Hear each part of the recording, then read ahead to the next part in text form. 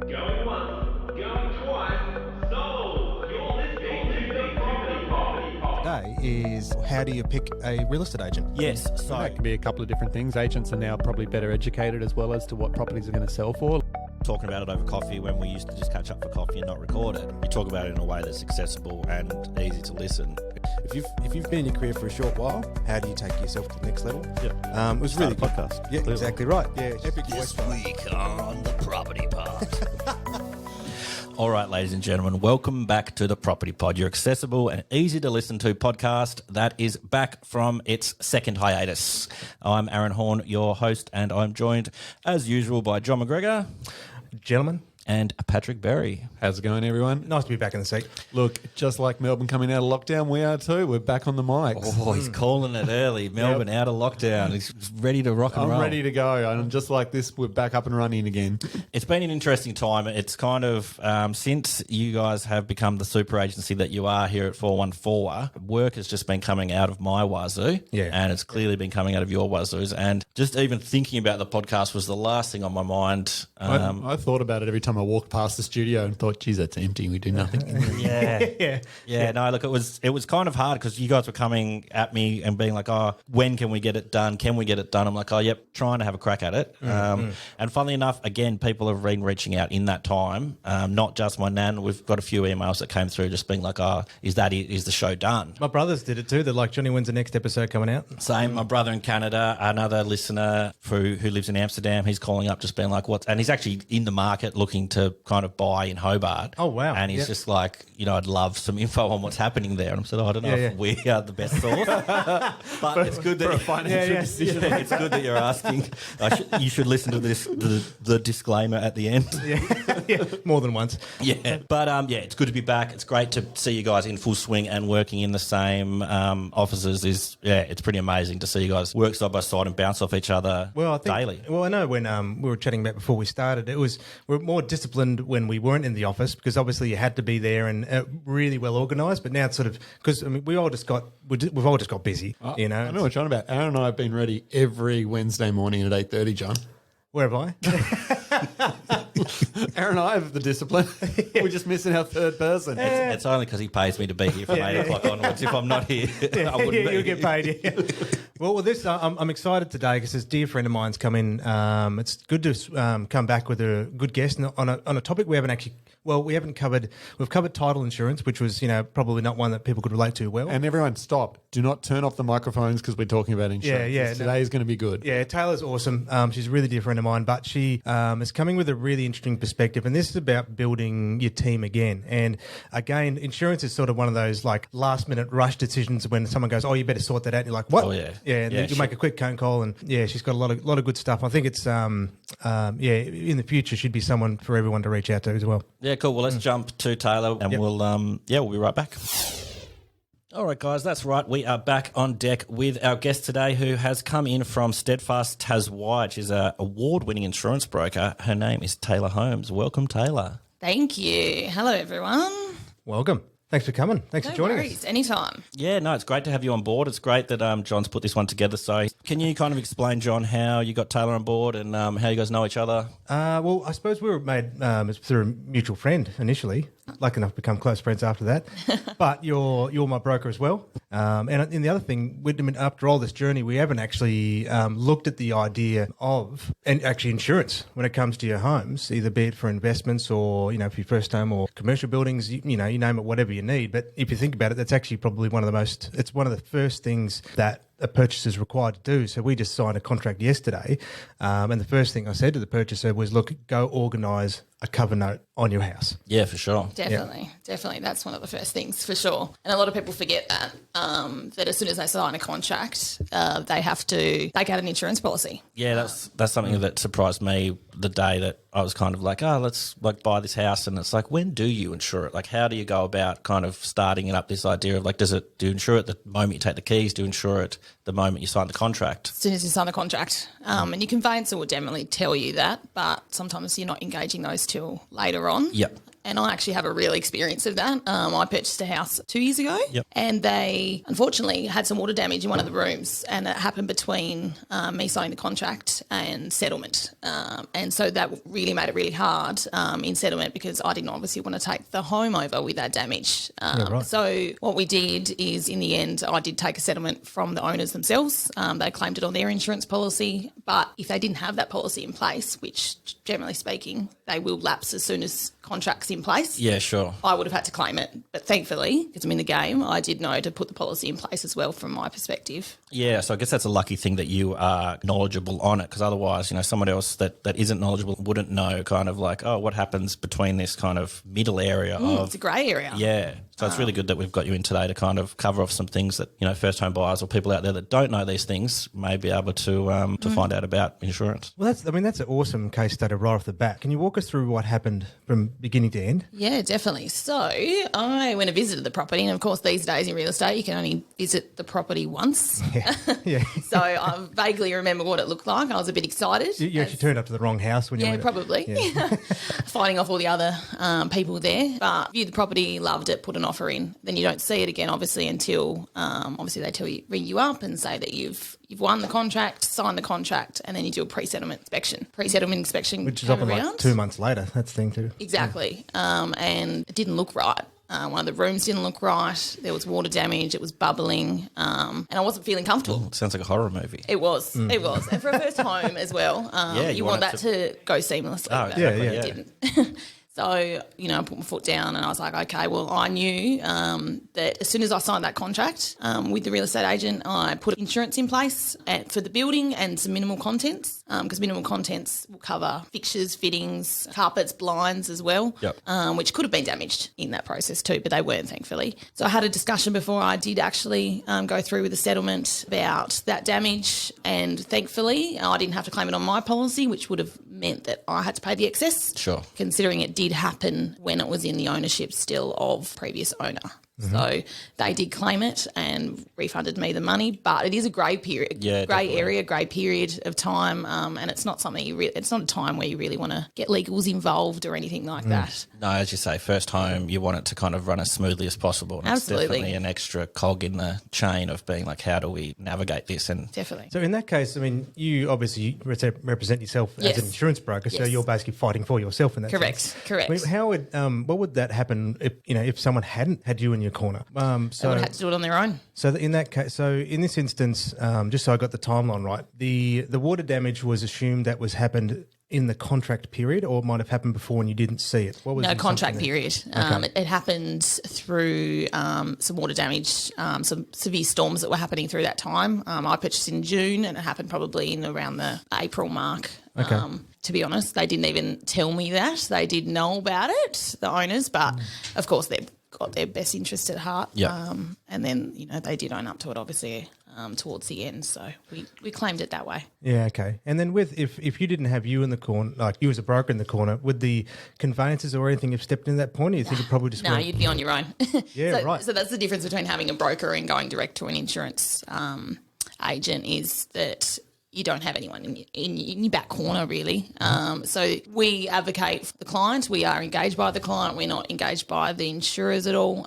So we're there really to advocate for you and any issues straight from that cover note point, any claims, any queries, anything like that. So we are there to make sure that, you get the best experience from an unfortunate event, which is the whole reason you take out an insurance policy. Well, that's an interesting distinction, because one thing we often have said in this show is build a team around you and associate people with who have an expertise that's not your own, Definitely. So, and I guess people would often mistake the idea that an insurance broker is the same as an insurance company, but they're two exceptionally different things, yeah? Yeah, definitely. I mean, we get tarnished with that same brush. No one likes insurance, which, we're the same, but we want to make that experience as smooth as possible for you, because we understand how hard it is. I mean, we're dealing with it on a day-to-day basis, but it's the same. I'm no good at selling houses, so that's why I engage you guys to do that. And the same as, mortgage broking, that sort of thing. I have no idea about finance, so I'm going to engage with someone who does. And it's the same with insurance. If you have no idea and, you don't want to have those question marks over your head in the event standing around your house whilst it's in ashes, engage with an insurance broker. So I know nothing about insurance, so I've got a question here. So a lot of people say when you buy a home, you should take out what they call a cover note. Yes. Is a cover note different to like just a standard insurance policy that I would buy now as a homeowner? Good question. Cover notes are generally of the past. They're actually not a thing anymore. Some direct insurers, such as, when I say direct, I mean RACTs and AMIs and those sort of guys, they still will provide one, but really it's just referencing the cooling off period. Okay. So if we issue, a lot of people say cover note, it's still a policy, but if you didn't want to proceed with it, we'd cancel it off after the cooling off period, which is generally 30 days. So what do you mean by cooling off period in insurance perspective? Cooling off period means you put a policy in place, which some people refer to as cover note, and you've got 30 days to make a decision as to whether that policy is right for you. Sometimes a property doesn't go ahead, so you've got 30 days to make that decision to cancel it off. Yep. Especially with longer settlements, especially on a property, we can talk to insurers about extending that out, especially from a pricing point. If you put an offer on a house and settlement doesn't occur for, say, 60 days, you don't really want to pay for the insurance before that settlement happens. So we can talk to the insurers about extending that out a little bit as well, just to help from a financial perspective. Pay for 12 but get 14. No, not quite. The policy. No, not quite. Always looking for a deal. Always looking for a deal. I wish that was the case. And if there was a way, I'd make a way, but there's not. It still does start from the day you took it out, which in some people's mind, they will think cover note date, which is the date you signed the contract. Yeah. So that will be your renewal date going forward. Just means you don't have to pay it until potentially, 60 days time if need be. Yeah, for sure. That's crazy because I know the day I was signing up for my house, I didn't really think about the idea of insuring from that day, etc. And so it was kind of like, oh crap, who do I go with, or what do I use, or how do I do it? So it was kind of this rush decision. Like everything else had been well considered and. What's that? A rush decision. No, it was calculated. A calculated rush decision. Calculated rush decision. But everything else had been thought about to an extent. But insurance, I was just like, I don't have to worry about that till it's my house. So the idea of this cooling off period is something that's a good idea, kind of being like, oh, crap, I jumped onto the first one I found online, like a meerkat jumped up and said, use me. Meerkat. See that on the billboards everywhere. Well, you were 100% right. Yes. So that cooling off period gives you time, gives you breathing space to make the decisions, to revise your sums insured, to revise the cover that's best suited for you, to add in more contents later if you need to, obviously move in dates and that sort of thing. Yep. It really gives you that time to revise the whole policy and make sure it's suitable for you. For sure. So I like that idea where you're walking into a building, you've got a bulletproof vest and all the protection you can possibly can, then you walk through the door and realise, I don't really need this, I can take that little bit off and maybe adjust that, don't need that much protection. Yeah, definitely. But it's about just getting everything in at the one hit, just so, look, you're covered, you can relax, now let's slowly work towards When John said that, did you think of the Matrix straight away? No, I was thinking of that idiot in Melbourne that was all like chested up. Oh. It's just like, where is he going with this? No, I thought of like the Matrix where he walks in with the big trench coats and he opens up the jacket. That's right. I just pictured you there. With insurance policy. Yeah. Public liability. Yeah, that's rental cover. I got it all. Actually, we could make a meme out of that, I'm sure. Definitely good. So this is going to sound silly as well. As I've just said, I knew nothing about insurance prior to this. I had no idea about this brokerage idea either. I just thought you literally go to Google and search house insurance. How do you get the services of a broker? Like, how do you know to search this out? How's this something that I had no idea about? Well, before you answer that, I didn't. It was until we were chatting like 3 nights ago, and I've been a property manager, like a strata manager, work with insurance policies direct and brokers, and I'd never even remembered the idea that in the end, you're my client in some respects, because the broker's to advocate for the client to get as much out of the policy as they possibly can. Definitely. And I didn't even think of it that way. A lot of people automatically have a policy when it's a business, so especially because business is quite complex. You need different policies because not every policy suits everyone, so it is very tailored. But the same thing is goes for home and contents and cars and domestic products is which we call them, is because not every policy will suit everyone either. Yep. We've got Airbnb now, we've got long-term tenants, short-term tenant, bed and breakfast, partially occupied, so owner-occupied up the top, renting out down the bottom, family members in there, Yep. or, sometimes people are just renting out each room as boarders. So not every policy suits everyone either. So brokers are engaged for that perspective to make sure that the cover is correct. Again, you're probably right, but a lot of people don't know what brokers are, or they'd go straight to those people that are in your face all the time, like that meerkat. That bloody meerkat. Again, those services do still mean that you have to make a calculated decision because they may be comparing against each other, but again, you don't really know the details of how to compare them. Yes, And what you need. Brokers, to be honest, they probably aren't advertised enough in that domestic space where they should be, especially now, and because the world is changing and nothing fits in that nice little box. Everything's outside the box, which is exactly why brokers are engaged for the outside the box stuff. So, back to Aaron's question, I mean, the idea being, okay, trying to make the distinction about, all right, I need insurance, but then someone's asking, what is a broker, or why don't I just go to what I had with my car insurance? What is the distinction there, and how can they find a good one like yourself in that respect? Yeah, definitely. Word of mouth's a big one, but obviously using a broker service is the same as using a mortgage broker. I mean, we get paid by the insurer. There is some broker fees that are involved, but again, generally it's below what you'd be paying with other insurers directly. Yep. So again, I mean, it depends whether you know what decision you're making to fit your circumstances going direct to an insurer, same as you would be going direct to a bank, where the broker, the mortgage broker, the insurance broker, I mean, they'll be dealing with several different products that aren't even available directly to the public. They'll make that best decision with you to fit your circumstances. But Google search, word of mouth. There's plenty of us around. Yeah. There's a lot of insurance brokers around, as there are mortgage brokers, as there are real estate. Another example might be like your flight centres or something like that. Like, it's quite easy to get online and go searching for the best deal possible, and you'll spend all this time doing it. But if you actually go to the experts, they'll be like, oh, well, we actually get these other ways to travel, and we've got special deals that we have cut. So essentially it's kind of like finding that... Yeah. Having someone in your corner, and I think that's exactly what I'm trying to get to. Property management sometimes can be considered almost a level of insurance if you're for your property, and it may seem like you're spending a lot up front, but it's not until obviously you really need to leverage the expertise of that person that it really comes into play. Definitely. And I know where, in an insurance broker's perspective, someone's going, oh my God, there's $100 brokerage fee. It's like, can you even comprehend how much time it's going to take you if you've got even a remotely semi-complicated claim?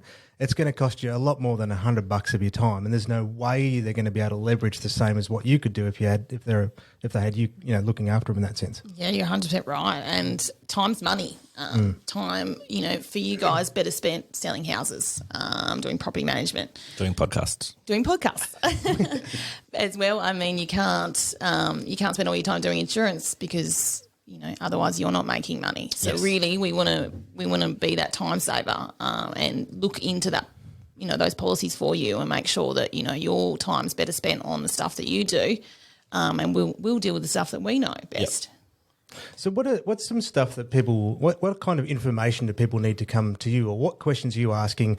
Landlords, or I didn't think of that, but as you said, if someone does have a policy that they're living upstairs and renting down, like what information should either people be asking, or what are you asking them when setting up these policies? Yeah, definitely. So we'll ask obviously exterior. We'll ask construction details, year builds, rewiring, replumbing, those sort of details. When the property was built, how many levels it is, but then that's just the exterior issues, and then it's who occupies the premises. Do you rent out any of the rooms?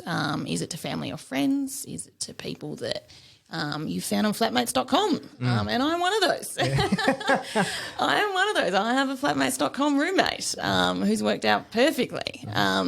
And, sometimes people are living, upstairs of their property and renting out below. It's a way to bring in new revenue streams, and I get that. It's just a matter of catering that policy to make sure that in the event of a claim, that insurer's not going to go, nah, declined. We didn't know about that. So it's all about disclosure. That's interesting. So it's like the natural inclination is to tell you less, but it would be if they're sitting with you, you tell them everything. Is that the idea? Absolutely. They tell us everything, and we then tell the insurer what we believe they need to know to accurately create a risk profile and insure that property. Okay. That's interesting. Yeah. Okay. Because, I'm like, there's lots of times I'm like, oh, well, if we don't let them know, like it's that whole idea of how much is the value of your assets kind of thing. And like years ago, I would have said like, oh, I've got $20,000 worth of DVDs. Yes. But that's like landfill now, so it's worth $0. But like that was my biggest asset at the time. But I was like, oh yeah, I've got to put that on there because I'm so proud of my collection. Absolutely. But like, how do you know what the value of your actual stuff is, and how do you know like, oh, am I shooting myself in the foot by claiming this much? Yeah, of If course. we were to tell you that, you know how much to then pass that Of along course the it line. would. Yeah, it's all about communication and honesty with your broker. I mean, you've got to remember that they are in your corner and they, they are engaged by you, and they will let you know what is best in the way of sums insured. Again, a client always has to decide that the end sums insured, like the building and the contents. Yep. But we'll help you. We'll let you know what is contents, what is building, what you should insure, what things are important to you. Yep. As you said, your DVD collection. Man, I was proud of that thing. Oh, yeah. Just because I put 20 grand into it didn't mean it was worth that at the end. Well, I mean, Probably wasn't a long-term investment. remember the old VCR collection you guys had, Pat? No, I was impressed every time I went round to your house to see that big VCR collection. I worked at Video Easy and I liked going to his house. Yeah, and looking at his exactly. videos. Yeah. Well, see, and that was. I think I want to reinforce it again because it's something I didn't think of until we were chatting the other day. That's why I really wanted you on. Is that. A broker versus an insurance going to an insurance company versus your broker is your advocate. Absolutely. To the insurance company. Is that right? So when a claim gets made, it's the broker's job to maximise your coverage potential and returns if ever a claim is made. Is that right? Yeah, exactly. And a lot of the reason we like to get involved from start to finish is because we'll create that policy with you, so that and give you the understanding of how it works, so that when a claim does occur, you don't have a question mark over it. You know exactly what you're going to be getting. The understanding from you is there. There's no hidden surprises. Can't stand a hidden surprise. It's not something that we want to be dealing with when, as you said, your house is in ashes around you, or, you've got water damage up to the ceiling. It's not a time to have question marks. We want to make that seamless as possible. And so, in the event of a claim, you contact us. We deal with it for you. We'll deal with all that with the insurer, so you're not on the phone to call centres for, what can be an hour sometimes. Yeah. Let's be honest, call centres are call centres. We do that for you because, again, time is money for you guys, and, it's a stressful time. You want to engage with someone who knows what they're doing, and who going to take that element. I mean, sometimes, obviously, when something's happened, you can't think straight. So you contact your broker and they deal with it all for you, because that time is too stressful for you to have to be talking to different people. Yep. And sometimes it's several different people in the process to make sense of. So we sort of a project manager over that claim as well. That's a cool analogy. So it's a project manager over the claim, and that all of a sudden you're living in this giant mess. You've got family you're looking after, you're still going to work, and you're supposed to be managing a claim. So then you're talking to 7 different people while you're on the phone, in the car, and there'd be very few of us that could remain level-headed and get the answers we need in exceptional situations. Yeah, well, it's sort of like you go to a doctor and they tell you some bad news. You generally have to have someone there with you, because you can't absorb that, because your mind is in a place of protection mode and thinking, oh, my God, what is happening to me? It's the same in the event of a disastrous claim. Yeah. You can't absorb any of that information. That way we can for you. And at a time that's suitable for you, we'll go through that whole process with you and make sure that all the information is portrayed to you, and make sure that you're still getting everything that you deserve to. Yeah, cool. So one little cool, I suppose, I was chatting with a couple of friends last weekend where we're talking about mortgage reviews, and that it's often you'll find that you have to reach out to your mortgage broker at the bank in that sense to ask, are there any new changes to my fees, please? So when now, if anyone's got their policies, whenever I suppose the renewal's ready is the time to probably revisit the policy. But when do you, I think when you said before, full disclosure is important. So if I make a big purchase at my house and all of a sudden, you got a big expensive engagement ring, that's the time again to send you a quick email and just, hey, we've just bought this. Can you please add that? Exactly. To the policy? Yeah. And insurance is about peace of mind. Are you going to sleep at night knowing that you proposed to your girlfriend or your boyfriend last night and you've spent $10,000 on this ring? Are you going to be comfortable in that person wearing that ring the next day and losing it? Can you afford to replace it? Or do you want to insure that and not self-insure it? So those sort of things throughout the year. We don't like to just review 12 monthly. We like to review as many times throughout the year when you make different purchases as required. Yep. And automatically we will remarket that policy 12 monthly when the renewal date comes through, just to make sure you're still getting the best bang for your buck, because that's important too. Yep. If ever at the moment with the circumstances that everyone's in. Yeah, definitely. Sorry, mate. I guess just leading from there, so you're saying like about renewing sort of thing. When is the best time to kind of take your services on board? Like if I'm in the middle of a policy, can we still just be like, I'm looking into kind of changing things up? Yeah, definitely. I mean, it depends how your policy's set up, whether you're paying it monthly or you're paying it annually. Yep. If you're midway through the policy and you're really unhappy, look, we will do our best with you to make that happen. We also bear in mind that, some insurers that you may be with might have some cancellation fees that are attached. So we would prefer to do it on renewal date. Yep. But again, if you're really unhappy and you've had a really bad experience, we need to act quickly on that. Yep. On a month-to-month policy, then, it can be done at any time. Yep. So then I guess lastly, when it comes to if people are thinking is there a difference in cost versus going to a direct or a broker? From my experience, it's pretty well negligible. Yeah, but definitely. the value is immeasurable in that sense. Yeah, exactly. I mean, we pride ourselves on the value adding, and the unlimited service that's available throughout the whole policy, whether you claim all the time, whether you don't, but on renewal as well. And any just general queries that you have throughout the year as well. I mean, we're more than happy to advise on policies that we don't have. Again, it has to be general advice. We can't give specific advice around that. But, we're in your corner with anything insurance related. But you're 100% right. The insurer pays us a commission. You will see a broker fee at time to time on policies, but again, negligible. It's still competing with probably what you already have. Yeah, for sure. And it's that the second you have to kick in a claim and you're like handball and then Taylor takes over. $25. And I You wouldn't even think anything of it. It's crazy. And I guess that's a really good, important thing to remember because I know we were chatting the other night. It's like people think like, what's my broker doing for me? They're idiots or, they think you're the bad guy. It's like, it's completely wrong. It's like, exactly. No. We're actually, the other thing is too is that we're the messenger. Yeah. We're the messenger. Yeah. Well, and it's the same in our business because the only reason why, as far as I'm concerned, property management fees are exceptionally good value and cheap because you're managing a portfolio. So if you're the only person that they were looking after and you had to charge them, by the hour, well, then you're going to be $100 an hour to make a claim. And all right, to make a claim is going to cost you $5,000 in that broker's time. So the thing is then the tiny little proportion on that invoice that people's going to get upset about is like, mate, you haven't made a complex claim in your life, have you? Exactly. And we're not lawyers, we're not accountants. We don't account for every 6 minutes of our day. Yeah. If we did, those fees would be a lot more. Yeah. I'd give you that, you'd have at least 6 Gucci bags rolling up your shoulder, absolutely. rolling up, yeah.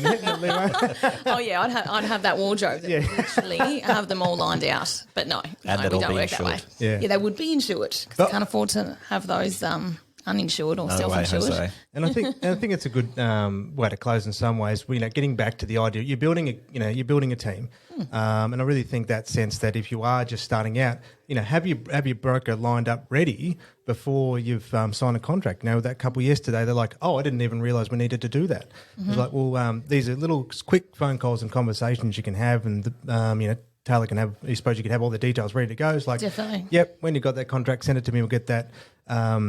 Not a cover note, the cooling off. Yeah, policy with the cooling off period, which they all do have. And Johnny, as you said, I mean, you have people that purchase properties or purchase anything and they're not really sure how to insure it and they quickly go out and buy something. What we want to prevent people doing is quickly going out and buy something and then every time it renews, they just renew and they roll over, like private health insurance. Like pet insurance and all those sort of things that we all do. And sometimes your mortgages, like we just roll those over and without even thinking about it. We don't want that to happen because, again, your circumstances change year to year, throughout the year. We want to make sure that policy is still best suited to you and you know what it's covering. Well, that's an interesting point because, Dad had it, obviously would have been an old policy where their retaining wall collapsed and whether he thought he had, full building and contents, but as was an old policy, it didn't have fencing cover. So he wasn't covered at all for that. And he's like, well, I now have fencing insurance. Exactly. But that's a point of, you said, we're ignorant. We just let things roll over where if you've got the right person in your corner, they'll do that review and do the hard work for you. Ask the right questions so that you're covered adequately. Yeah, we want everyone to be proactive, not reactive. You don't want to there's no point having a policy that's going to cover something after the event's already happened because you really needed that policy to be in place or that section to be covered prior to the loss so that you're covered for it. Yeah, for sure. Definitely. Those things are things that we help everyone with. We make sure that those sections are included. There is policies out there that do exclude. They exclude fencing, or they have a different excess for a tree falling down on your property, which is disclosed very low in the product disclosure statement. No one reads those, but we read them for you. Yeah. Exactly. We know those things. We could recite them probably word for word, but that's our job. We don't expect you to take them to bed with you and do a little bit of light reading. It would send you to sleep within the first 5 minutes, I swear. That might be good for insomniacs out there. Read your policy. That ASMR stuff. And then the tree will fall. Yeah, yes. section 3. Yes. Tree felling. Absolutely. And at the end of the day, we want to make sure that you have the understanding. So it's not even just us knowing what we're doing. We want to teach you. We want to teach you and make sure that you are your own little insurance expert on your own personal circumstances to make sure there's no hidden surprises. Yeah, and that's where you went spoke before, that education process with the client to say, look, this is how it's all going to map out in the worst case scenario in every direction. So then when that worst case scenario happens, they go, okay, you told me about this. I know that this is going to be happening from here on in. Exactly, because we don't want that circumstance where it's he said, she said, oh, you didn't tell me this. We want to make sure it's clear. It's very clear. You know what you are and you're not covered for. So, we don't have to have those nasty discussions later on. I know, it's the same when I'm walking through a contract with a client. So there was a young couple, we'd got them to speak with their conveyancer and they looked back at the contract and the conveyancer said, yep, you're good to sign that. And then I asked them, so did they walk you through what the condition precedent and how that's going to imply if something goes wrong? They said, the condition what? So the thing is that though they've got, in that instance, obviously they've got confidence from their expert to say, look, you're right to sign this, but they still didn't understand what they were signing. They were just trusting that the person they asked would have their back. But what we did after spending 20 minutes, half an hour with them was that they knew what they were signing and they knew that the person had their back. So, it's super important. The understanding piece. I would never have someone just sign something without understanding what it means because that's important. You should never put a signature on something that you do not understand because that's when you get into trouble on all circumstances. Yeah, and for insurance, that's what a good broker is going to do for you. Yeah, definitely. Yeah, awesome. Definitely. Yeah, cool. Well, I've got some new understandings today. Firstly, I learned that there's such thing as an insurance broker and you don't just Google search. Yeah, exactly. Yeah. Thanks you can Google search a lot of things, but probably not your own insurance unless you're researching for an insurance broker. Indeed. Then, it's always a cautious, the joke is, don't Google doctor. Well, I think it can be applied to almost anything because it's really difficult to figure out how that wording is going to apply to your specific circumstance as well. Definitely. We're talking about Googling things, but if people were trying to look for Steadfast, Taswide or your services, Tayla, how would they go about finding information on yourself? Yeah, well, we do have a website. We're all on LinkedIn, email addresses, contact numbers. So we're local. We're very much advocates for keeping things local. We've got four branches amongst Tassie. We actually do have a Melbourne branch as well to make sure that they can facilitate Melbourne. That's not just to say that we can only do Tassie, we can do the whole of Australia. So, cool. But we're on Elizabeth Street in Hobart, and anyone can contact me by all means, mobile, anytime, and we'll sort everyone out. Awesome. Yeah. Well, thanks so much for your time. Thanks for coming in. No worries. Thanks for having me. No, it was good. How'd you feel about it? Yeah, it was good. Good. First podcast ever, but You're a natural. You guys have got something pretty good going on here. We're trying our best. Yeah, we're definitely. working on it. Right. 414 Real Estate has been operating within the northern suburbs of Hobart since 2006 with their innovative approach to marketing and managing your property. They have all your property needs covered. Find out more by visiting them today at 414.com.au. Well, I learnt something today. Yes. I did not know that was a thing. Yeah. Well, and that look, I brought it up a couple of times, but the idea of just remember that there's engaging a broker versus engaging the insurance company is two very, very different things, because your broker is your advocate to maximise the value you get out of your policy in the event of a claim. It's like you guys. It's essentially kind of you can sell your house yourself, or you can take a real estate agent on and they'll get you the best value. So it's doing that, but with the insurance. And it's always that case too, is that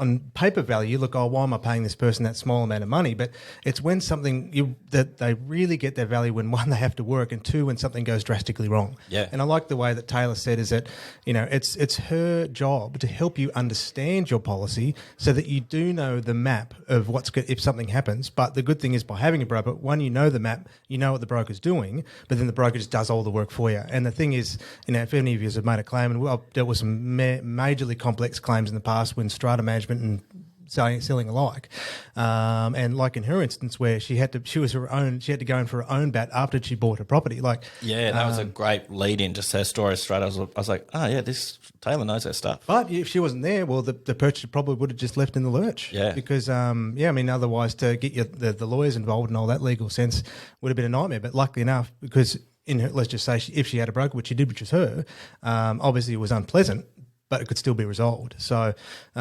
essential service as far as I'm concerned. The only thing that concerned me, Aaron, was when you compared the mortgage insurance industry to Flight Centre. I know, Flight Centre was a really bad example. Come on, mate. It was, apologies on that front, it was a really bad example in the current climate. However, a year ago, that would have been a great advertisement. Cool. I've got nowhere to go from there. It wasn't much better than my bulletproof vest. Well, I'm glad Taylor liked coming in. She did say she'd be back if we needed her, so we can't have offended her too much. No, exactly right. But it does sound like something that's definitely worth looking into. Again, get another person on your team. Yes, a good exactly. insurance broker. And John's team's getting pretty big here. I've got a massive team. Good people too. You're part of it, so it's working out for me so far. Get those people in your corner and cover your butt. Yeah, exactly right. Awesome. Well, thank you for listening. It's good to be back on the mics, and we will be back next week. We promise. And we've got another guest coming too. Oh, well, we definitely will be. Oh, that's news to Aaron and I. That's good to know. Is it another insurance? See you next week, guys. You have been listening to The Property Pod, produced and edited by 414 Media House in conjunction with 414 Real Estate and McGregor First National Propriety Limited. This podcast is general information only, and the thoughts and views expressed is the opinion of our panel, and listeners should always seek and use their own investigation into any topic we discuss to ensure they fully understand their own situation. It does not constitute and should not be relied on as purchasing, selling, financial or investment advice or recommendations, express or implied, and it should not be used as an invitation to take up any agent or investment services. No investment decision or activity should be undertaken on the basis of this